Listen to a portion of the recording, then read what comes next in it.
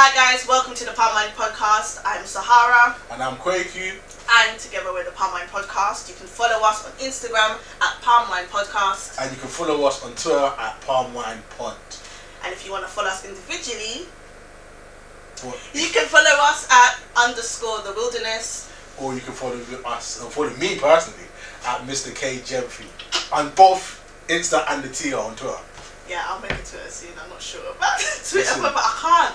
You know what? It's the throwback. When you make it now, the haters come and they want to be going to 2010 to find the whatever you said, and all you said is black cats are witches and that's it. You know what I mean? You are completely written off. You are catist. And you know what I mean? You're not supposed to make it in the industry, and that's it. Your whole career, your whole future, everything you've planned, everything you work for is taken from you. And I know sometimes some people have said some questionable things, but sometimes you've got to think. You were 12, you were 13 or whatever. There was things going on in your life. You're finding yourself. You're trying to fit in. You just have me Twitter at 12. What? Well, to be honest, I snuck Facebook at 13. My mom was not supposed to have. I was there at night underneath the covers with the Facebook on Facebook chat or messenger or whatever. It was chat then, isn't it? It's not much. Yeah. The Facebook chat, you're like, oh my gosh, yeah. All of that stuff, yeah. No. Right here. But yeah, no. So anyway, the reason why we started Palm Wine Podcast, well, to be honest, Kwaku used to always ask questions on his socials. And they love us. And they love us. Okay, specifically about relationships, and we used to always debate. And I was thinking, you know what? We have good debates sometimes about these topics, and these are like real life issues where mid-20s, unfortunately, we're getting old. These are things that we are facing. I'm still young, my G. No, yeah, I know. I'm still young, my G. I can't lie. I'm still young. We're young, but at the same time, I'm deep in it. I still remember being 12. So it's and 12 was a long time ago. So, but we call it. We had good debate. And I was thinking, you know what, Greg, do you want to do a podcast? And Lisa, yes, straight away. And the rest is history. We're here now. We want to kind of revolve it around who we are as individuals. So I'm Jamaican. I'm Ghanaian, obviously. GH Black Stars. Yep, and that's where the palm wine comes from. So we've got palm wine from Ghana, and we've got the H for the wine for Jamaica. Wine and Koch. So, you know what I mean? And together, here we are. It's a fusion of African and Caribbean cultures, and we're just going to talk about that, and we're going to talk about life, and we're going to talk about black people struggles, black people issues, but you'll see all of that as we go on. So let's get started today. Alright, boom. So yeah, man. So obviously we're gonna talk about a few topics at the moment, innit? So one of the main things is just we want to start off with who we are mainly. So culture. Obviously being from Ghana and Tara being from Jamaica, we want to make sure that people are aware of things in our cultures and our traditions that might be common knowledge or certain things that might not be ideal or known. You know what I mean? And then obviously go into a bit about ourselves, things that we like, things that we don't like. You're just gonna get to know us, isn't it? That's just how it is. So yeah, man. So Sarah, what's it like being a Jamaican? Not the stereotypical Jamaican. Or what do you say is a Jamaican stereotypes that you like or you don't like, or what do you think? The stereotypes overall are quite negative. So yeah, because you used to get we call it you've lost your virginity at 6, and all you guys do is wine, all you guys do is dance, and all you guys do is bumble clock this and all like that, and it's more to that, or say yeah man all the time, and we don't. And our culture is beautiful, and considering the history of it, well, the way I was raised anyway, my mum told me that, you know what I mean, we're from Africa. So for me, I've always had that upbringing that we were descendants of Africa, and I feel like that's something that as a whole is starting to happen a bit more, and Caribbeans are getting more accepting of that. But when I was at secondary school, it was like, no, if you're Caribbean, you're elite, and if you're African, move to the wayside. I know it really was. And then there was people that used to have Jamaican key rings and boxing gloves on the Just Do It badge, and they were from somewhere in Africa. From Zimbabwe. And it was like, you know what I mean? And at that time, 2008, 2009, Bashment was popping. That was the go-to. The Bavado season, didn't it? Yeah, Bavado and Gaza. It was Gaza and Gully time, yeah? That was everything that was going on. So it was kind of like, yeah, you had Bicycle, you had Weed and Hennessy, all of those songs that at that time was going on. So, yeah, but I feel now, as an adult, and I feel like the generation of Caribbean people that I'm aware of, we're now saying, you know what I mean, yeah, Africa is the motherland, etc.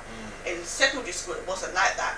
And even though I had that certain type of upbringing, even in secondary school, you become biased because obviously everyone's just trying to fit in, and all of a sudden you're seen on a bit of a pedestal. You're gonna hold on to that pedestal because people were always fighting over something.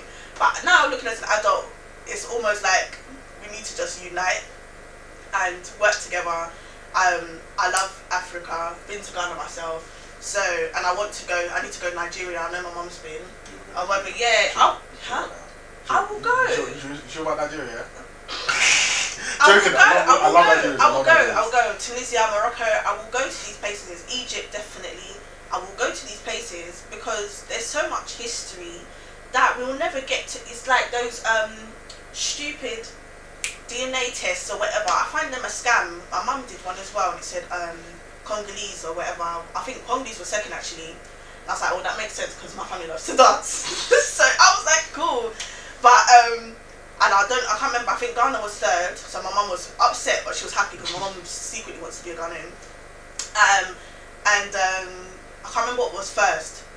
I think Nigerian wasn't first, but it could have been. I can't remember. It was either first or fourth. So that one, my mum was kind of like, it's a lie, but because she wanted Ghana.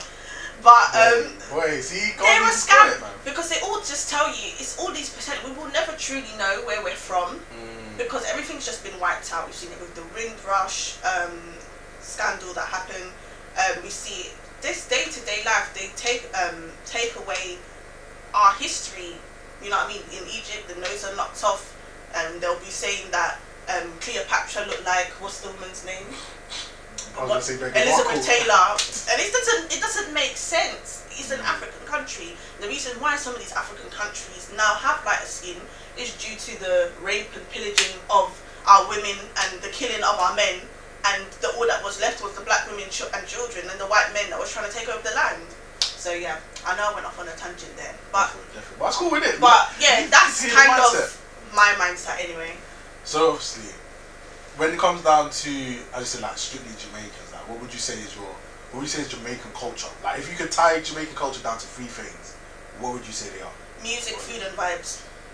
Wait, vibes? Not Vibes Cartel, as in vibes. No, vibes, as in fever. Yeah, no. No, I'm so sorry. As in energy, we bring good energy. Obviously, if you want to cross us, nobody can cross it.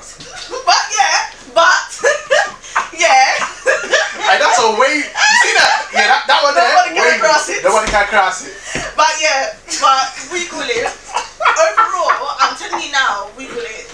If you get to know a Caribbean person, we are bringing you the vibes. We're gonna give you good music, and we're gonna give you the good food. So you're gonna have the jerk. You're gonna have the rice and peas. My personal favorite. I love ackee saltfish. I have it with fried dumpling. I love yam, which Caribbeans called hard food as well. I got cussed the other day. So all I eat is food. They call it hard food, breadfruit and yam and all that. So that's me. Before, huh? Never had breadfruit before. You? No, never had breadfruit. Have it. But I personally like it roasted. But you can fry it, but I don't like it boiled. But yeah, roast it. It's nice, right? When you go to market next time, go get yourself a breadfruit. Market? Nah, listen, catch me up in M&S Elevated. I'm joking. I can't. Do you know how many M&S vouchers that I've got? Stop getting me M&S vouchers because when I want it. Why? Because what am I supposed to buy there? M&S is wavy. What do you mean? It's for over 50s. You can get some nice clothes, and then if I want to buy Cadbury's for £4, I will buy 4 individual packets from Sainsbury's. Why am I going to buy one packet of? It's like Waitrose. I nearly fainted in Waitrose when I saw the 150-gram calories for $3.89. I nearly died. What was and it's normally £1.50. If it's not on sale, I nearly died. But yeah, I can't. I still shop at Aldi, I still shop at Lidl, I still shop at Tesco, Sainsbury's, and I go between the 4 shops because there's cheaper things in each different shop. So I will waste my petrol to make sure that I get my food for the cheapest amount of money. That makes me cheap, and so be it. No so cap. help me God. No cap. Period. No cap. But yeah. But anyway, less on me. You yourself. Mr. God. What makes you like African? Like, what's the stereotypes? What's the no. Let's start there. What's the stereotypes? What's the stereotypes? What do you agree with? What don't you agree with? What makes you proud to be African? Okay, so I'm just gonna say, what makes you proud to be African is me, like my name, heritage, everything. Just about learning about the history of Ghana. Obviously, independence was last week. Yeah. So we were might get eaten alive for that. But it's 60 plus years of independence, isn't it? 60 plus years. And looking back at where we came from in terms of, a lot of people don't know that Ghana was also known for their diamonds as well. As much as we were the Gold Coast, obviously, Black Star's Gold Coast, we love to see it. As much as we were made or known for our gold, we are also known for our diamond. We are also known to be the first country that in Africa that gained independence from, the British Empire. And that for me makes me proud as a Ghanaian, because even though I can't see the language, it's a bit tight still. Yo, you Ghanaians that listen to this, I'm sorry, man. Don't get me. But as much as we are the first independent nation in Africa, it made mention that we paved the way. We paved the way for obviously your Nigerias, your Congos, your South Africas, your Egypts, Moroccos, etc. from different colonial regimes in Europe, right? So that's number one why I'm proud to be Ghanaian. And obviously we're good at football, innit? Probably there was a time we were the best African country, out there, but then Nigeria came and decided to kind of leapfrog us, innit? But we all support the brothers, innit? When one succeeds, we all succeed. Yeah, exactly. So that's probably one of the main reasons why I'm proud to be Ghanaian. Why I'm proud to be African, period, is Africa is a wealth of knowledge, resources, and history, all embedded in that one continent. And if we look at it on a deeper level, you have, obviously, as you said before, the Egyptians, you have Morocco, you have Tunisia. As much as they're all quote unquote holiday places, there's the culture and the history in each of those countries different. Ghana's known for gold, Egypt's known for the pyramids, Nigeria at this moment is known for oil and ember and all of that. What? No, hold on. Sorry. The face just went. I was laughing. But in terms of like Africa as a continent, there's so much like richness in there, which we don't even realize. And a lot of the things that are in Africa influence the world. So let's take it. For argument's sake, let's go to Wakanda, right? For Black Panther, we're gonna go with fiction now, innit? Yeah, I was just making sure you said fiction. I got it. Yeah. So in terms of the fiction, right? Look at what happened in Black Panther, right? And Black Panther Wakanda was I'm not sure, people haven't watched Black Panther, go watch it, wait for a minute. But Wakanda was... Rest in peace, Chadwick Boseman. Yeah, rest in peace. And with Africa, and especially Wakanda in this instance, they hid what they had from the world, right? And they did that because when the world knew about Wakanda and their resources, people, as you see, Ulysses Claw had to come and rob the team.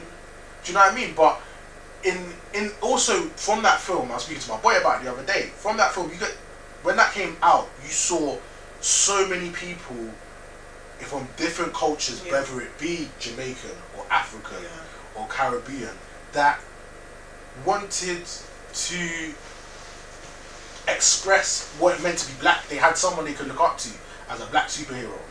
They had the Black Panther, they had Shuri, T'Challa, even Killmonger. I remember the fora where Killmonger said, "Bury." I can't remember that. Bury me in the sea of my ancestors. Because they knew that death was better than bondage. You see that line there, impactful, and that that just goes to show you how impactful Africa is, because I'm not gonna lie. At first, I was one of the people that's like, "Oh, why are people wearing kente and cloth and the shoulder, the over shoulder thing, the over the shoulder thing, kente cloth to the cinema?" And it wasn't until I spoke to my boy about it that it's like we now have representation. Yeah. Do you know what I mean? And it had positive representation, and it came from an African background. Do you know what I mean? Not saying that not diminishing the Caribbeans. I don't do that at all, but it's one of the things where you look at where it came from, you look at where it started, and just how big that was.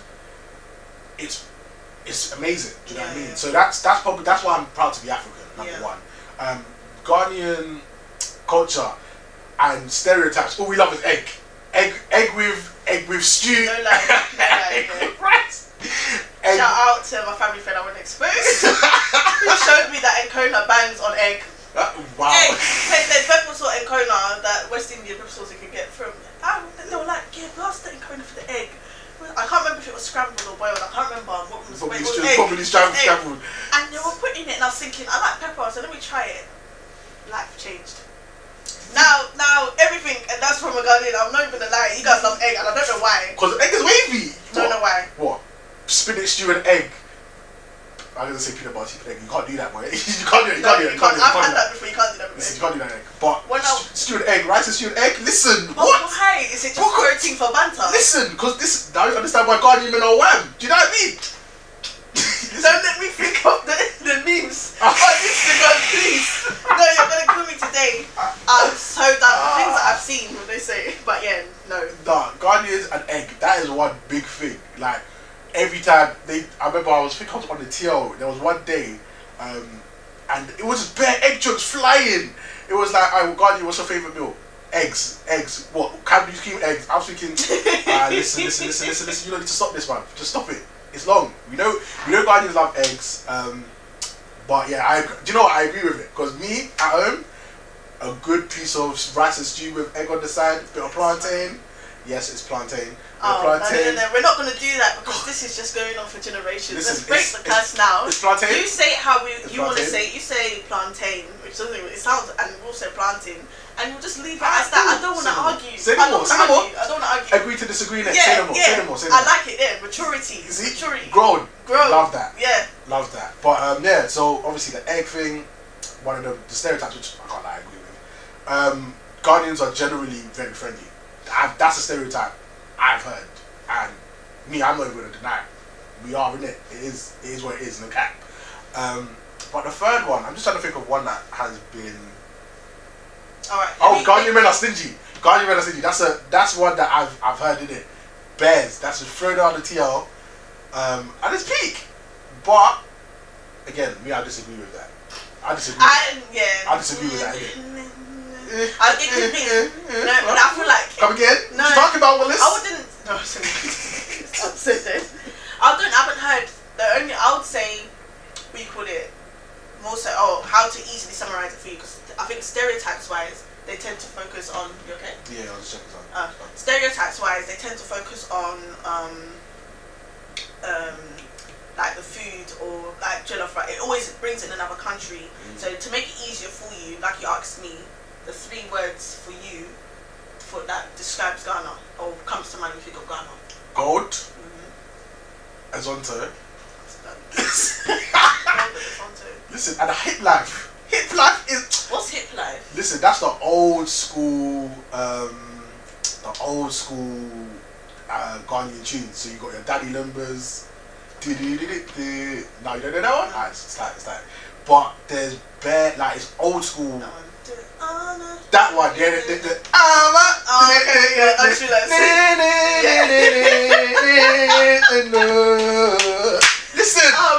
Listen, there's bare. I went to Ghana in 2004, so a long time ago. And this is 17 years back. I went to and I spent I think 3 weeks there. So we went Accra, went Cape Town. Cape Coast. Cape Coast, that's it, sorry. Cape Town, South Africa, dude. I knew look, I messed up. So it's alright. Just south of the region. Just 17 years, it's a long time. 17 years, it's a long time. So Cape Coast, and then Kumasi. Yeah. So we went through those, and then like we were going back and forth through all of those cities. Is it all? They're all cities. Yeah. So and no, like I remember a lot of it. Ghana is where I went, and I found out that there was black people in World War One and Two. So this whole time in secondary school over here, I'm sitting down and we're learning about the Russians saved the day, and the British and the Americans and the Germans and whatever. And come to find out that there were even my mum has found out a couple years ago that my great granddad was in the war as well. Sure. Yeah, we didn't know about it until a couple of years ago. Wow. This is things that aren't talked about. And it's like we're always eradicated from history, is what I was saying when I was growing up, and I told you earlier. And I was learning, they were showing that the scarring, like the tribal marks and what tribe he was from, and that was the way. And some of them who made it to sergeants and stuff like that, they had their pictures on the wall. They had all of their army. They had clothing. They had the tanks. I went to Elmina Castle. Bats are motherfucking scary. If you go to Elmina, you're gonna see bats. I'm just saying now. I don't know if they're still there, but in 2004 they were there, and the room was dark, and they were just pitch black, and you could hear. They don't come to bite you, boy. Horrible. It was horrible. But honestly, felt so connected to my ancestors when I was in Ghana, and I was not even I don't even think I was double digits in age at that time. I'm exposing myself here. I'm trying to think, but I think the way I was raised, my mum made me aware of things from very early on anyway. But that completely changed my whole perspective. And when you go around and you see a lot still on Instagram today, that people in the Western world still think that Africa is mud huts and straw roofs and everything like that. And it's really not. It's really not. When I went there, we went and we visited, like family friends are building houses, so we went to go and check on them. Or it is absolutely beautiful. And if I go now, compared to where it was before, like the hotel, I can't remember what the hotel we stayed in. It was absolutely Is it the Palm Beach Hotel? I can't remember, but it was by the sea, and I remember. The Palm Beach Hotel, wavy. Is that the one in Accra? Yeah. It is absolutely beautiful, and I was even as a child completely mind blown about how beautiful it was. So I really want to go back. I need to go back soon. I need to go back and explore it again and go to those places again as an adult. But that definitely opened my eyes to the fact that we are often lied to in our history classes. And that the curriculum, the thing is as well, I think I was speaking to you about this last time, is actually there as an option. Like they just about touch on slavery, and I feel like they do that to remind us that they had control. It's not. Boy, that's a history. Topic, I remember in history lessons we're sitting there, and I'm telling the teacher, no, this is what happened, and this is how we felt, and the history teacher just had to sit there and take it. Boy. But we couldn't, and I used to get, when it came to slavery thing, I used to get A's or 90%, 100%, because I knew what I was speaking about. We were teaching the teacher. But there's options for black history to be taught about, and most schools opt out deliberately, and it's a shame. And you're seeing it now with George Floyd and all of Breonna Taylor and all of their deaths in America, rest in peace, and many others that I haven't named, where they're asking for black curriculum to be taught, and as a necessity, so to raise awareness and also teach the young people about their history, but I suppose at the same time it needs to come from home, because I remember as a child I was saying certain things and people were looking at me like I'm mad, and now they've now evolved and now they have that type of conversation now, and it's kind of like, okay, now you see it. So yeah, but honestly, if you could go to Africa, if you go to Caribbean, you haven't been yet, have you? Closest I've been is the coronet wave, the Bachelor wave, coronet, Elephant Castle though. No, we need to have the coronet. If this building is still open, they closed it down. They closed it down, my G. They closed it down. When was it? It's like 2020, 19 or 18 or something. Yeah, because I remember I went there for. Yeah, because I went there for the Bachelor rave, and yeah. I've been there for a couple uni raves actually. and the Big Clash final in 20. Wow, this is just my age, right? Yeah, I went in 2018. Yeah. You went to the one in 2018. I went to the Big Clash final in 20. When was the place one? 2016. 2016. Oh, okay. So since I've gone, last is closed then. Yeah. I went to that place and I was like, yeah, this is too much for me even. It's like, I'm out. I'm gone. My ears were ringing for time. Aye. The thing is, you even go outside to like the foyer, I suppose you can call it. The music is still ringing from there. You think you're going to have a clearer conversation out there? If anything, it's just air conditioning and it's still vibes. It's too much. Air conditioner vibes, yeah. It's too much. It's too much. You're just shivering instead, and then you want to go back inside. But yeah, no. We'll go one day. Definitely. We have to go. Like, I just want a big group of us. We should all go to Africa. We should all go to Caribbean, and then just have absolute vibes. You see, Ghana in December. That is one thing I want to get involved in because, listen, I haven't been Ghana since. Obviously, go back to that topic. Actually, I haven't been to Ghana since. How many years ago? I was in year 11, so that would have been about 10 years ago. Still, 9-10 years. But again, like it was where Ghana was then and where it is now. Massive change, massive difference, right? My cousin's out there now, innit? Living his best life. I'm seeing the snaps, I'm like, you should have sent me there with you. Now I'm in this gulag we call the UK. Bruv, it's peak. We really are. It's peak. To the point where if we want to jump on that, they're telling us we need to stay in prison for 10 days. Listen, I'm telling you, it's long. They said stay locked down. Stay locked down, locked up. And pay for it. Akon style. It's done, do you know what I mean? They said £100 a night. Listen. For 10 days. For 10 days for your own quarantine. So now I should spend 1,500 plus tax 100 and then another 1,000 now for the own home that I'm living in. Do you know what I mean? It's peak, but like I said, Ghana, from what I've seen a lot recently in terms of how the culture's changed, how we've grown as a nation, it's beautiful to see. Like from where we were 10 years ago to being one of the leading one of the highest growing economies. Yeah. I'm gonna say economies, but this economy is tight, man. And I'm gonna and they love us. Oh wow! And one of the largest growing economies in Africa, right?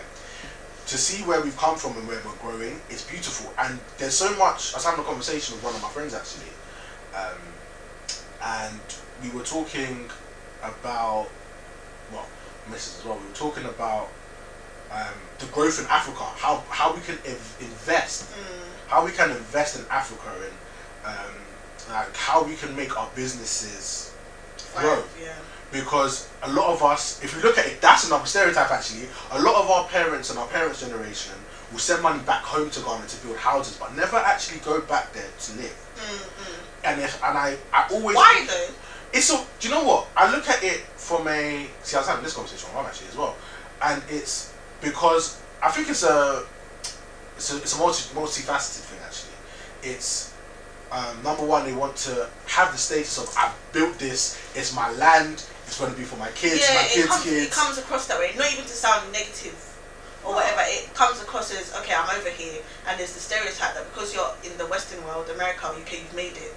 Back home now, they think you're rich because in Jamaica now, they come out. You come back from a foreign. And they a foreign, that's what they call it. Come back from foreign, and then we call it. They think that you've got money now. Where's my gift? Give me my microwave. Give me this. And you're looking at them like, say, are you gonna pay my custom tax, brethren? This is exactly it. But a lot. That's what's number one. I think it's mainly that. Number two, I think it's an investment. At the end of the day, they want something to invest in. A lot of it, I feel like most of it is status. Look at my house. That's my house. But then nobody lives in it afterwards. Exactly. And then what tends to happen is when most people get their house, they build it, they'll give it to family members. Then when they want to come back, you have whole family politics in that. Do you know what I mean? So at the same time, there's that, as you said, the element of okay, you now made it in your foreign rich. High expenses country. You now have your iPhone, you have your flashy car, you have this TV, this watch, this that. Come and look after me now. But at the same time, it's different. It's like and I think it's a mindset thing actually. This is an interesting one actually. It's a mindset thing for back home that, well, from what I've seen, is that when when we work here, whatever we get, we have to give to them. Not saying that we shouldn't, but at the same time, are you working for it? Because we also, what the money that we have here as an economy in the UK that we then use to build our stuff back home and build our economy and our community. Now we should be doing it, but now we should be doing it properly and not for bands. Yeah, but doing that, how are we doing it in a healthy way? That's the issue. It's not, well, that's the question, not the issue. The question is, how are we going to build our land or our home places or home countries in a healthy way? And I think it takes investment from us as a people to understand the problems that we have in our home countries. And obviously I've gone on a tangent in here, but obviously going to look at what our governments are doing and again investing in those areas, maybe starting up a business over there, things like that. But again, if you're going to do that, you need to make sure you have people there you can trust that are going to and that have the same vision. Do you know what I mean? So that's why I think one of the good things about our culture is I think that's a good and bad thing in the sense that we build houses, but you see a lot of people don't actually live in the houses they build. Right? But maybe because an auntie or uncle will go and live in there, or by the time they get to retirement age, they've got the benefits of living in the UK, so they're so used to this is conjecture at the moment. Like you could end up being so used to living in the UK that when it comes down to moving back home, you tend to lose a lot of the comforts. For example, healthcare in anywhere outside of the UK, right? You have to pay. Most healthcare you have to pay. When you go, especially when you go back home, the healthcare that you're looking for, it requires money. And again, the cost of living might be cheaper in our home countries. The quality of health might be a bit worse off than it is in the UK. But think about it, the cost that's one of the main things. Like if I'm looking at it from I'm getting old, I want to move back home or something like that. I need to think, am I even accustomed to the lifestyle? Because it's changed. It's changed. Like African culture, like from when I went back home about 10 years ago, by 12 there was like a 2-hour break because it gets so hot. So people would have like a nap and then get back to work and then work a bit longer. That type of they did that in Amsterdam as well. Do you know what I mean? I noticed that. I think I don't know if it's lunch or they finish work at 4. That's it. But the reason why that is that culture shift is different is because now you're used to working flat out throughout the day. You've done that for 30, 40 plus years in the UK. To then go back home, yes, you want to retire and have a bit of a slower paced lifestyle, but you're still going to have to try and find things to build to keep you occupied. You're still going to have to spend money in case of your ill health, and you're going to need things from the UK and things like that. So when you go back to, for example, Africa and things in your hometown, there's a lot more things that are going on. Do you know what I mean? So I think that's one of the culture shifts that I think our generation are going to start hearing about, or if they haven't heard about already, we might be the people that can afford them. Do you know what I mean? But at the end of the day, I think it's definitely a lot of content in terms of a lot of things to take in terms of housing and what we can do to build our economies and build things back home to make sure that we're better off. Do you know what I mean? So I think that's one of the big things I'd say in terms of culture, which is different, and what is changing from the younger generation to what was there for the older generation. And we will, it's a blessing that it's by God's grace actually that we have our parents and people that want to build these things. So when we do go back, for example, let's say summer, some winter, 2020. No, it's 2020. 2022, 2023, 2020 something, boy. 2041. But when that happens, like let's say we go on like a big group family holiday or something, or group holiday or something. There's places that people can stay in, and there's already houses that are built. There's already investments in the economy or investments back home that we can reap the rewards of. Do you know what I mean? And invest in that and build. I think the building is important. Definitely. Building back home, building in the UK, building our own identities. But I digress. So I digress. But there's so much. I suppose we can speak about perhaps growing up in the UK as a Caribbean and an African person. I think a big part of being person, even if we just generalize it, is our hair. Right, So yeah. So I wanted shout out to Mumsy for the wavy hairstyle still. So I wanted to speak about that for a bit. So growing up, like, what was your transition? Because now you're known for in the logo. You have your little I don't know, what did you call it again? The little sponge puff. The sponge puff, or sponge high top. I don't know. I like the sponge it. It's high, but it's not like 90s high. It's like a nice high. It's like a high with ridges. Yeah. Can you see me do that? I didn't know how to describe it. There's levels to this. In the mountain. On the mountain, in the valley, on the land and in the sea. Cause the Lord is my portion in the land of the living. Thy Lord is good forevermore. I'm done. Listen, hey, do you know what? Sorry, digress from that point quickly, yeah? Can we shout out to Pentecostal churches for a second? No, like, the Pentecostal church scared the hell out of me because I went actually with a Nigerian family friend. I was staying with them because my mum went on a cruise throughout the Caribbean and left me and my sister in dusty. No, shut up. She needed a break. She deserved it. Single mum, you know what I mean? Working hard, she deserved it. Yeah, we went, and I've never forgotten it. That whole, I think, how long she gone for? A week. Yeah. The African movies that I watched, and the scarred me for life. I will never forget the one. The guy was turning into a snake, and he was and he was. I don't even know what he was doing because I was maybe about 7 or 8 at this time, and he was like eating or sucking them dry. I don't know what he was doing, but he was basically attacking women and like befriending them, and then turning into his demon form of a snake and doing. God forbid. And then the other one, the person turned into a goat and ate the person's nose. What? And what they did, I'm not gonna lie, because sometimes Nollywood and all those, they get bad rap for their graphics. But as a 6-year-old or 7, 8 or whatever, those I will never forget. And it was like this pink red flesh. So you just took off the layers of like the way they did it. It looked really realistic. It scarred me for life. Listen. But just to, I went on left there. So let me go right. What we call it? The Pentecostal church. The guy was like, "Oh, you swallowed poison. You will cough it up now." And this woman coughed up orange and green phlegm. From her throat. There were people on the floor passing out. There were people. I was scared. It's just for context, yeah. I'm Catholic, so we don't do that.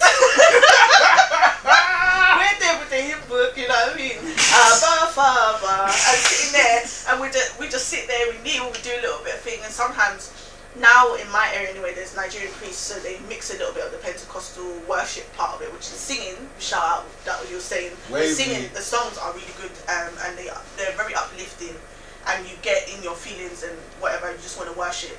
But honestly, that part, and I don't know what kind of, I don't know how to word it, chain of Pentecostal church that one was.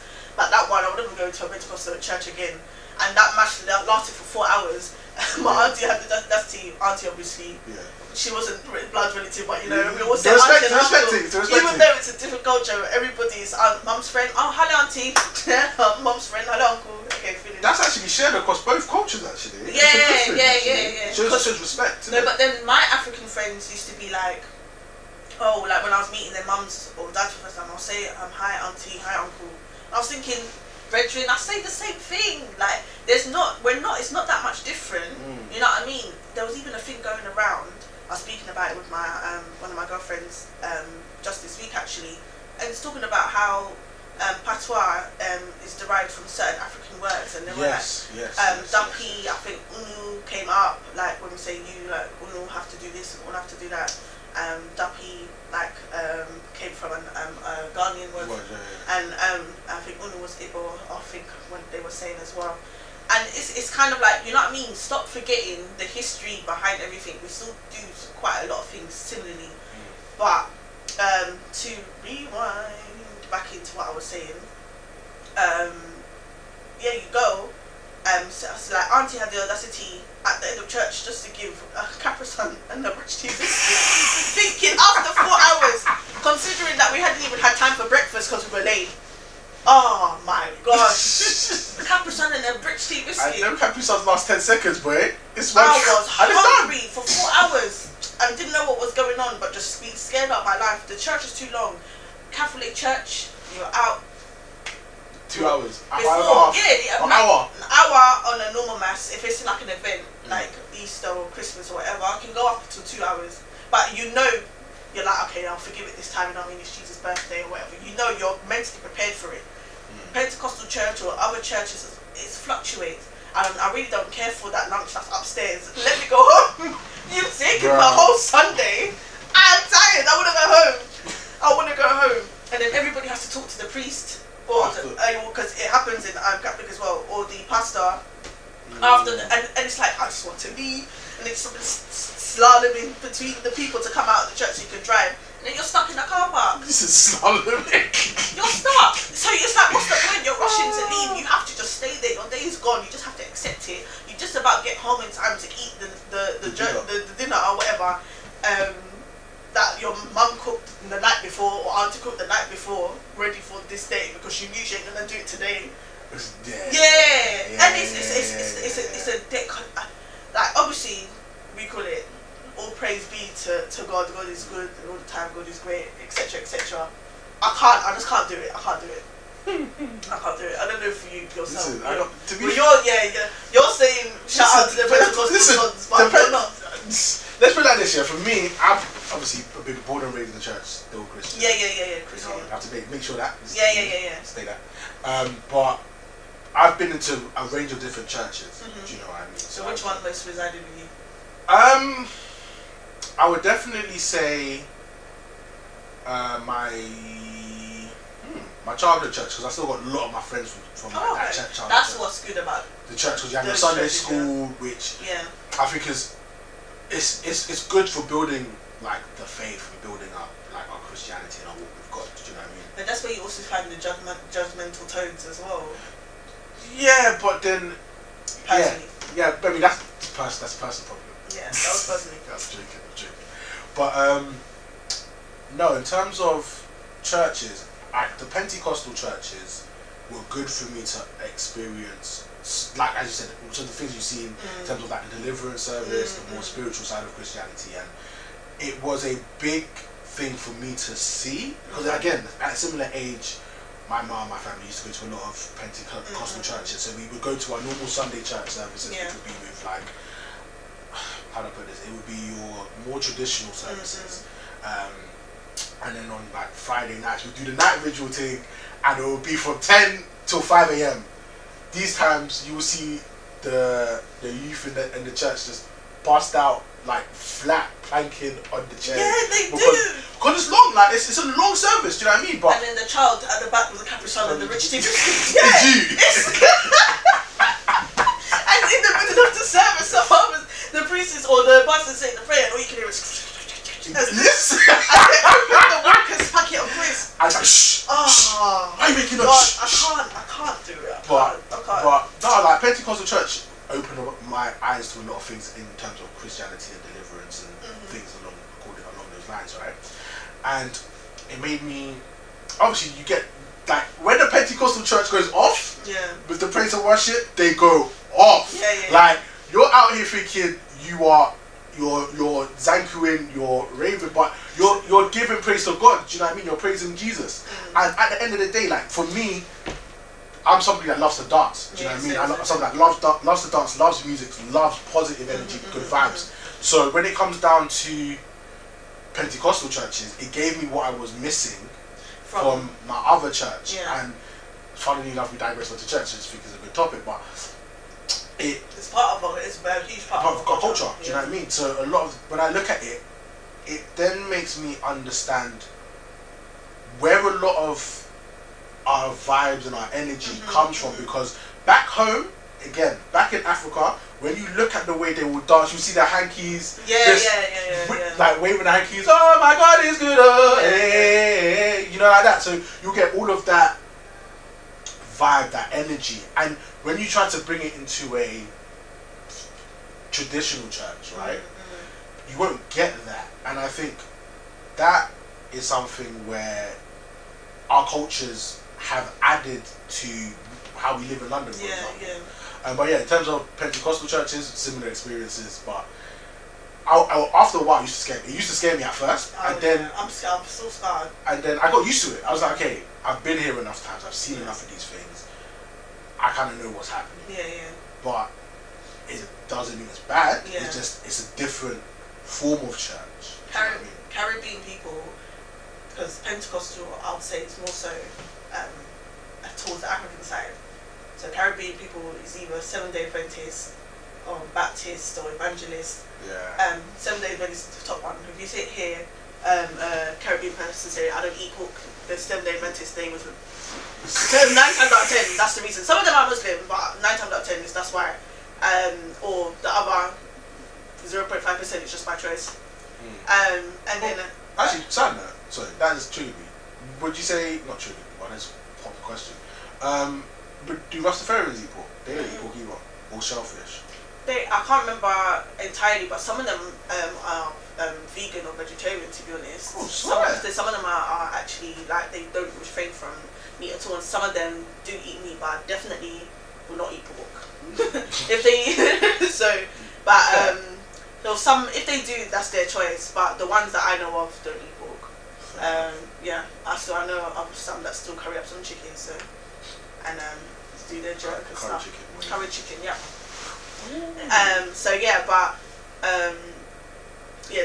There tend to be those. I've even got some of us are even Jehovah's Witness.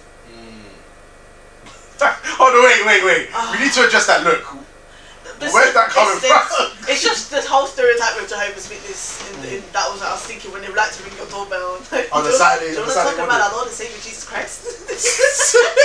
Oh gosh. At 7 o'clock in the morning on a Sunday, and you're when you get ready for church, you're trying to tell them, I'm going to church, okay? I believe in God, that they won't leave. But sorry if I've triggered anybody there. But so yeah, we tend to be those. The Seventh-day Adventist church isn't as long, but it's still it's similar. But I would say it's like leans towards more so the whole praise and worship. But they still sing the hymns that we sing in Catholic church, but there's a bit more sauce. And a bit more harmony, and a bit more vim, and a bit more, your shoulders will start, and then they'll be singing. So it's a normal, primary school. You're singing to godly, yeah? I'm so done, yeah. But yeah, you'll enjoy it more. But I feel like in Pentecostal they'll sing thing, but because I've got the Nigerian priests at our churches where I live, you know what I mean? Sometimes the events will come and they'll be singing, everybody blow your trumpet. And because I know that bit, I'll sing it, and then it comes out of the blue. We were singing something and I didn't know what it was, but I recognised it because I'm not African. But which one? I don't know what it was, but then it led into that. So it could have been just the beginning of that song before, but it was something. And then it went to that bit, and after the whole church just roared because everybody knew at least that bit and wanted to enjoy it in the background. Oh, it could have been Jehovah. No. I think it was. I will praise him every day. I will praise the Lord. Yeah, they did that bit before. Yeah, but I didn't know that bit. Yeah, that's a top 10. Yeah. Jab, top and it's 10. Nice. It's so nice. But yeah. You know what, Kepi, what I've just noticed, we didn't finish talking about hair, Listen, it's alright. We get back to it, innit? But yeah. Wow. Bare facial expressions into the mic like that. No worries, it's a topic segue, we can come back to it. Yeah, let's rewind. Let's go back because churches. Listen, we're gonna go and with your hair, because we started talking about the sponge top.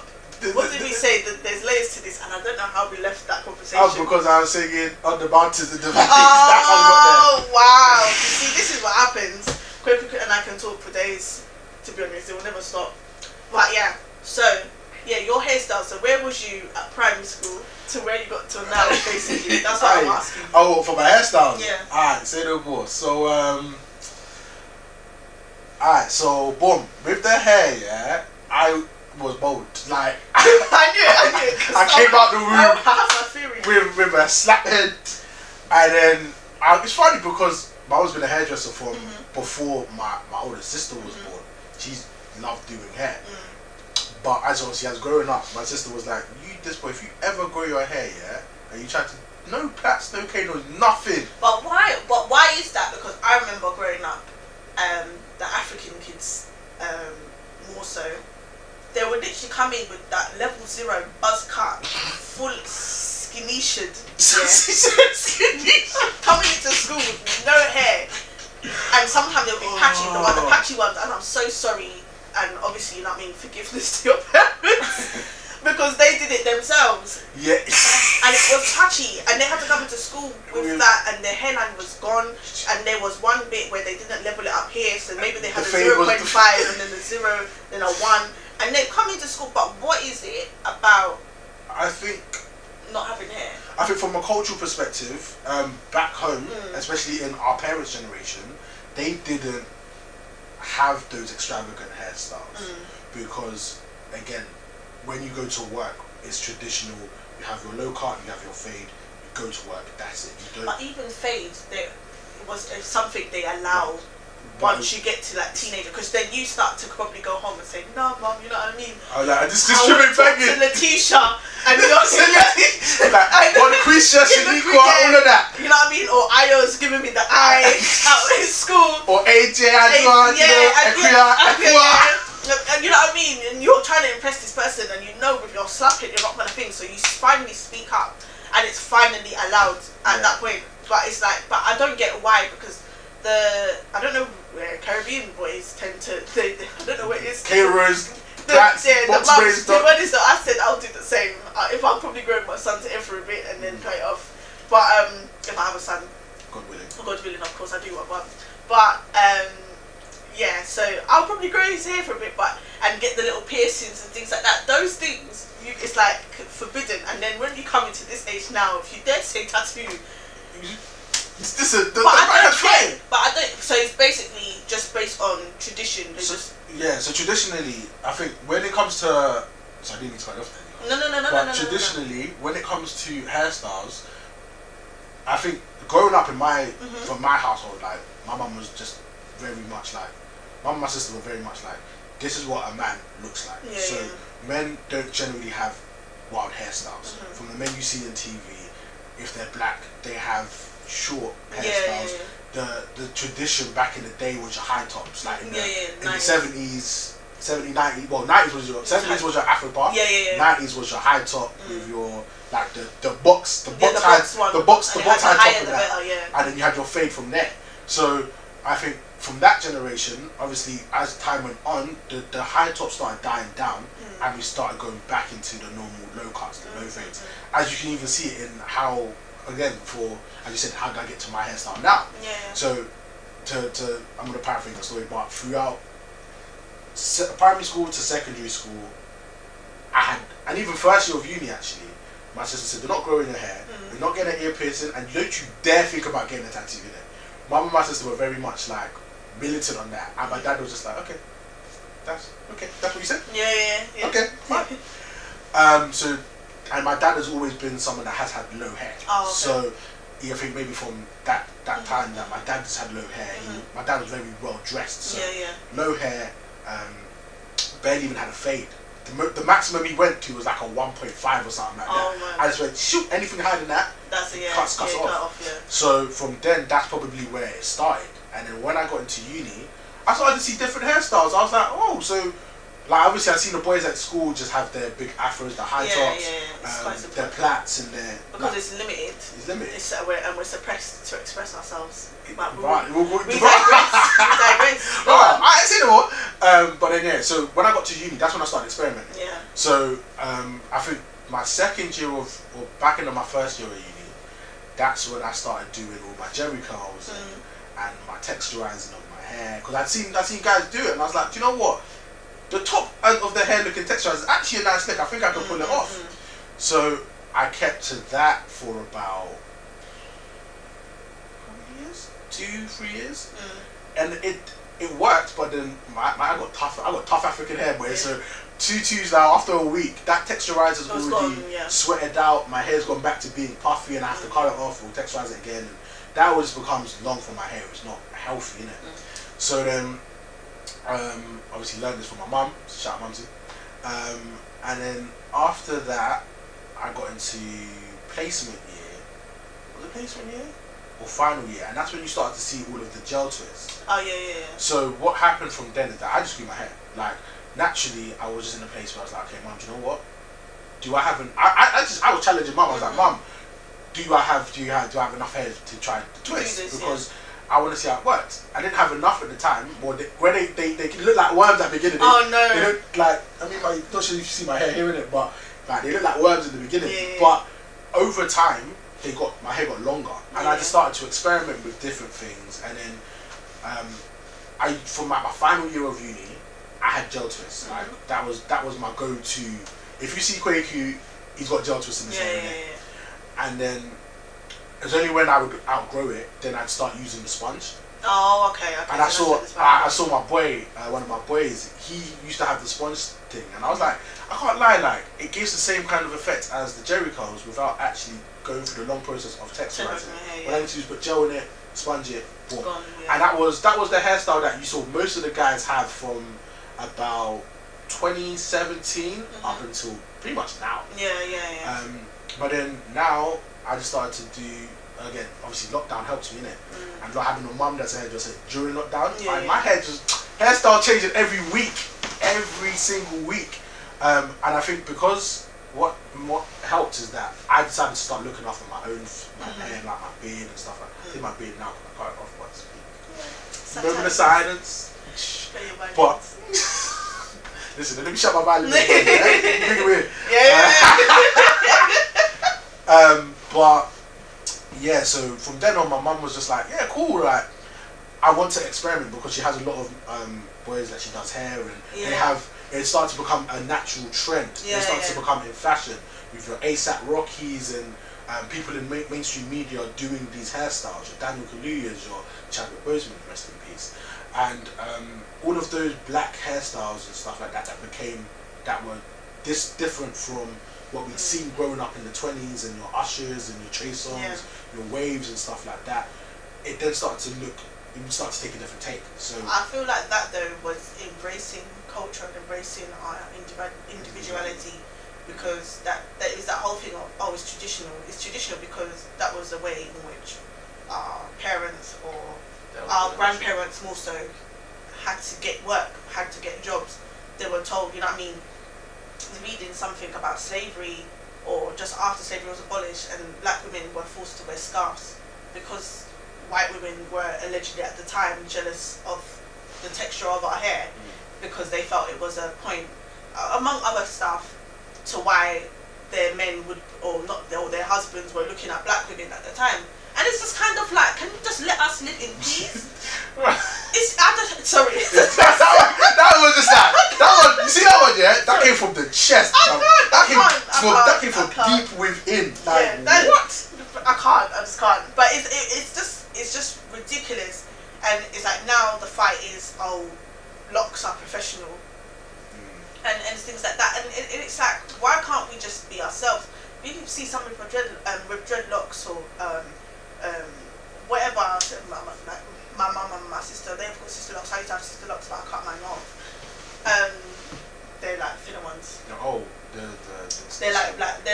They're not as small as micro, but it's locks, but they're thinner than that. Thinner than this? Yeah, they're like, like micro braids. Oh yeah. It's about that. It's about, I'd say, a little bit thicker than that. But yeah, so it's professional. It's a joke, and it's again suppression of our people. But for me, growing up, I actually had a buzz cut story. Wait, what? I said, shoot! Level what? I got a level 0, to be honest. Pretty much. Expose the or age, maybe yeah? a 0.05. Basically, my mum was like, you know what I mean, let's just cut her hair. And we called it, because my hair apparently at the back wasn't grown as well as the top. So my top was like here, but my back was like maybe about that much. So mum said, just start again. And yeah, the person who decided to cut my hair just decided to finish me off. They said no. I looked The cute same though. regard, yeah. There was no trimming, there was no neatening up of the edges. It was just gone.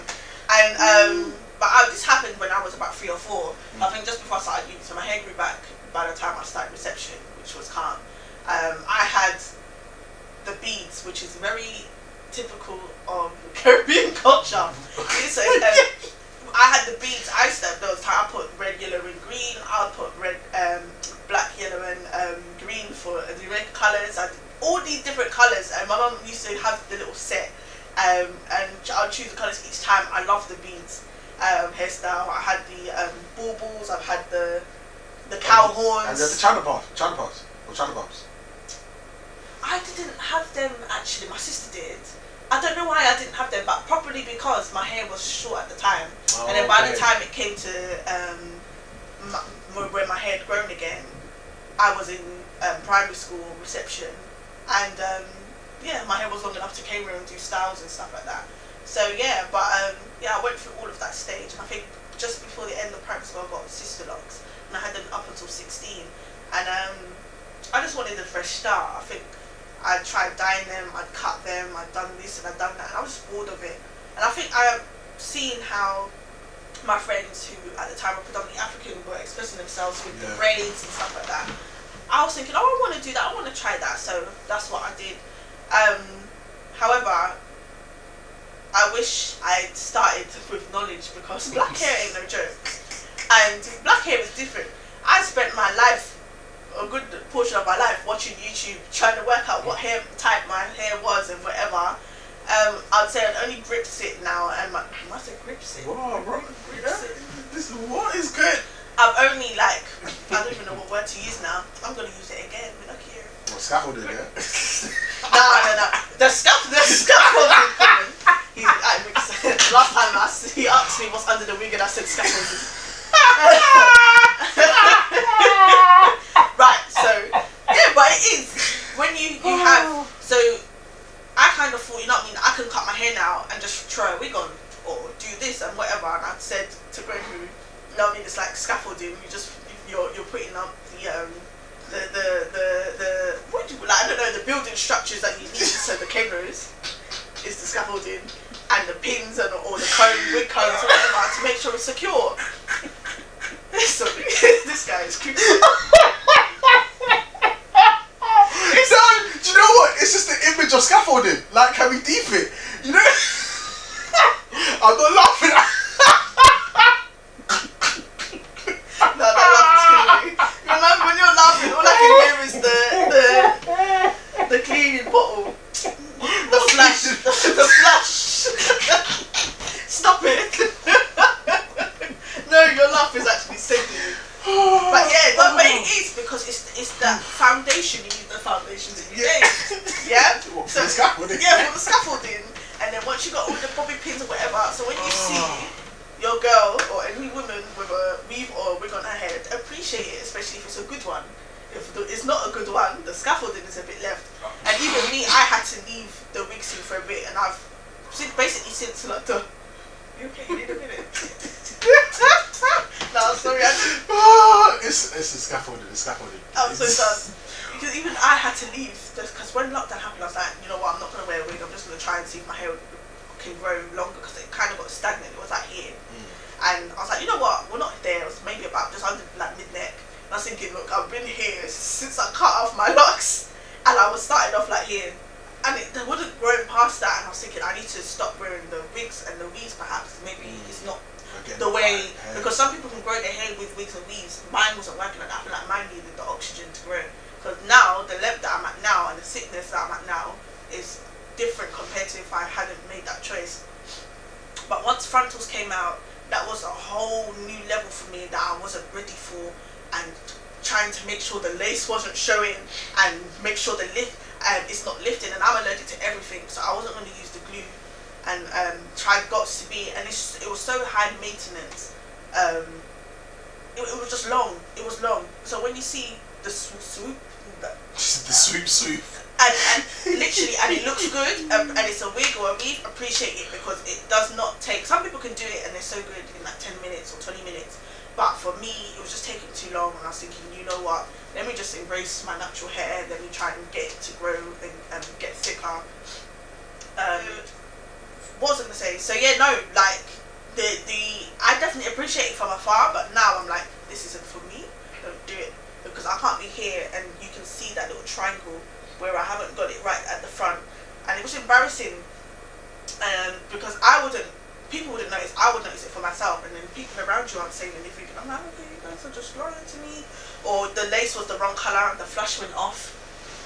I just can't. So for me, I was like, okay, frontals aren't for me. And if somebody does it for me, fine. But after that, it's going to be a 1 day, 2 day, or once it comes off, it comes off. You're not putting I'm not putting it back. I can't do it for myself. And I might try again. Now that I have the patience, I might be going back to closure. But it is hard. But now for me, I'm like, okay, natural hair, braids, or I like pixie, the little short one, like the little Halle Berry or Nia Long wigs. They're called pixies. So yeah. The Nia Long thing. Yeah. Back in the 90s. Yeah. You see the way his eyes were just he was imagining. So he wants to cause trouble now. So he wants to go and give me a dick. What is the meaning of this, Jackie? No, you can appreciate it. There should be. What is the meaning of this, Jackie? There should be no headache. I'm joking. If I want to say, I'm joking. You know what I mean? They said want to give me a headache.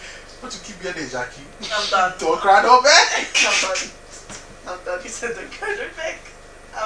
Oh, that one. But yeah, it is hard. Like our hair is so versatile. It's all different. You can have like, I don't know if you've noticed for yourself now that you're growing your hair and you're doing the style that you're doing, but you can put water on your hair and your hair ends up in 10 different types of textures. No, textures. Oh yeah. Textures. I said directions. Directions is true too. One splash of water, one hair sticking out there.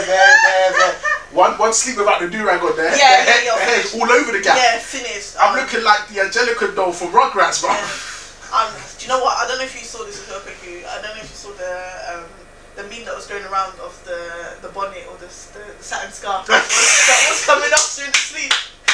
That is so true. I don't know what it is about that bloody scarf, but it's like Toy Story. That thing wakes up when you're sleeping and you're not looking, and it's gone. I've woken up with it around my foot. Wait, what? Don't ask. Do not ask. From the top of your head to your foot bottom. It is by my foot. I don't know what's going on. It's been on the floor. I'm thinking, am I sleepwalking or whatever? It perplexed me, but when I saw that, it literally I thought, yeah, that's what's happening. It makes complete sense. It's got legs. It's got legs. No, it makes